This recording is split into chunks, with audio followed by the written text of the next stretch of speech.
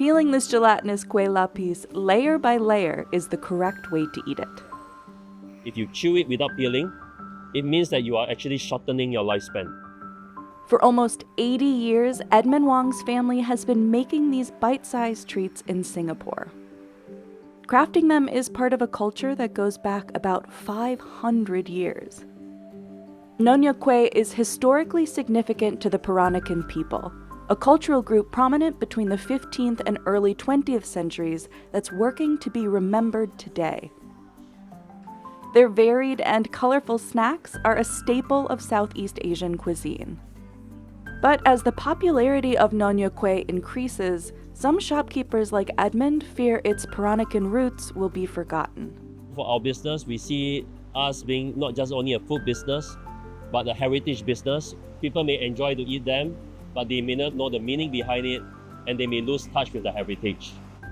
We went to Singapore to see how Peranakan culture and the art of making Nonya kueh is still standing. Kueh is a broad term for bite-sized snacks or desserts commonly found in Southeast Asia, including cakes, dumplings, and pastries. Kueh are prepared differently by multiple cultures in the region. The ones made by Singapore's Peranakan community are called Nonya kueh. The neighborhood of Choo Kueh has long been a center of Peranakan culture. It's where the shop Choo Kueh Chang has been located since 1945. This business started off from my grandma.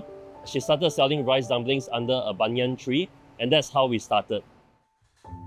Edmund still uses her recipes to make all the shop's kueh. Today, the team is making a batch of one of their most popular items, kueh lapis.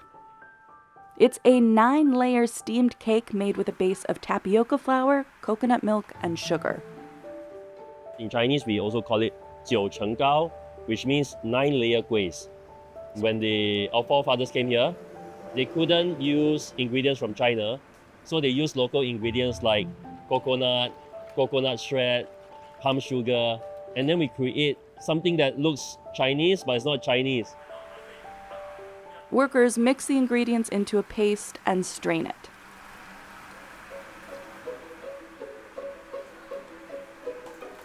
Kueh lapis is known for its colorful layers.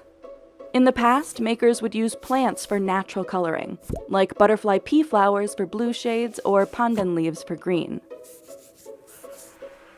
But today, Edmund uses store-bought dyes to get each layer to the perfect shade of red or green.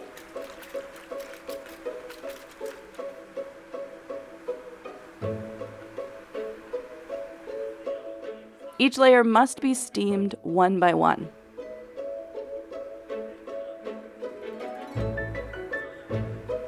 Then workers repeat the process of pouring and steaming 8 times. With this step, timing is everything. Pour in a layer too early and the colors could mix together, ruining the entire batch. So workers carefully steam each layer for exactly 5 minutes at 100 degrees Celsius. Because it's made without preservatives, the shop only makes about 320 kueh lapis a day. We try not to sell too much because all these items cannot be kept long. It's best eaten on the day when it's being produced and best eaten fresh. There's also a specific way to eat kueh lapis. You peel it layer by layer. The different colors of the kueh represents different phases of our lives. If you chew it without peeling, it means that you are actually shortening your lifespan because you're missing out so much of your life. I've been eating kueh since 4 years ago. At first, I would just take it manually and just put it in my mouth.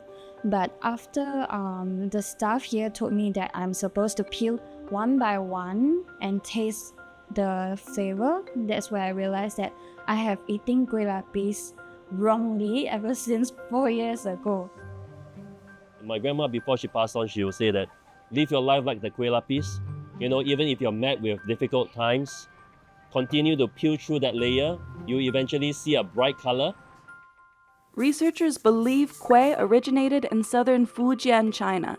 and were first introduced to Southeast Asia by Chinese traders who migrated to Malaysia during the 15th century. These traders married local Malay women, and their descendants, known as Straits Chinese or Peranakan, preserved their traditions, including making nonya kueh for celebrations like Chinese New Year. When the British established a port in Singapore in 1819, many Peranakans migrated there for trade opportunities. Their fluency in Chinese, Malay, and English helped them become middlemen between British and locals during the colonial era. By the early 20th century, they were among Southeast Asia's most influential people, contributing their own distinct art, fashion, architecture, and food throughout the region. But Japan's occupation of Singapore during World War II devastated the community. Many Peranakans, including Edmund's grandmother, lost their fortunes and had to sell their belongings to survive. During the time of war, she had to try and make a living for herself. And the only skill set she had back then were the culinary skills passed down to her from her maternal grandmother. It's not meant to be a business. It's really for survival. The decades following World War II also marked a shift to modernization in Singapore. Many Peranakans left their traditions behind. By the 1970s, the community was on the verge of extinction. For Edmund's grandmother and other Peranakans, selling their nonya kueh was a way to make a living while keeping their culture alive. And Edmund is working to do the same in her honor. My grandma is not educated, but she teach us through the things that she knew, like kueh kuehs and the cookies and rice dumplings. These rice dumplings, or kueh chang, have been prepared the same way since the shop opened. Workers start by filling pandan leaves with rice and meat and wrapping them into a pyramid shape. Then the dumplings are tied with a small rope and boiled for 1.5 hours. These days, kueh chang is the shop's best seller. During non-festive season, we produce about 1,000 plus a day. During the festive season, you see us producing more than thousands, maybe 10, 20, 30,000 pieces a day. Over several decades, nonya kueh has gone from a Peranakan delicacy to a staple for all Southeast Asians throughout Singapore. We are a brand that has been around since 1945. So basically, you will see us as a brand that grew with Singapore. We are really fortunate that throughout the generations, we have a lot of Singaporeans and foreigners supporting us. But because kueh has become more popular, some see it as a Singaporean delicacy instead of a Peranakan one. And Edmund worries its Peranakan roots could be forgotten over time. All these Peranakan stories, it tells us how to live our life. One of these days, if the stories are not being shared, then my fear is, yes, people may enjoy to eat them, but they may not know the meaning behind it, and they may lose touch with the heritage. That's why he believes it's so important to share Peranakan history with others while he can. Choo Kueh Chang partnered with the Singaporean government to convert a portion of its restaurant into a boutique shop and museum. Visitors can attend guided tours to learn about the different aspects of Peranakan heritage. The collection includes family heirlooms, art, and traditional clothing. A lot of these items were either from my grandmother, or of which late, a lot of families who do not wish to keep them anymore, we actually do purchase directly from them if they no longer want to keep them. We share stories here. We teach people how to consume the food. We teach them about the history, about why we eat certain things certain way. And it's really important. More than the food, we want to be custodians. We want to promote the Peranakan heritage. Edmund isn't the only one working to preserve this unique culture. Since the 1980s, preservationists and the Singaporean government have worked to promote Peranakan culture. Today, Singapore is home to multiple government-backed Peranakan museums and exhibits like the one at Choo Kueh Chang, as well as programs meant to preserve Peranakan architecture. The Peranakan community or the culture is not about the marriage of races. It is largely about the marriage of cultures. And if we can embrace this concept and help more of us understand it, basically all of us in Singapore, even in Southeast Asia, can embrace and share this culture also. Ever since I found out much about my heritage, it gives me identity. I know my heritage. I know my culture.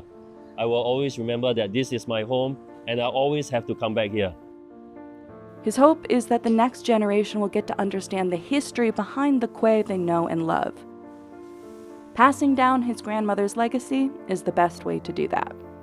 In the same way stories being passed down to her, she also passed down to us, to this generation, and we hope that we can continue to share this story with many more generations to come.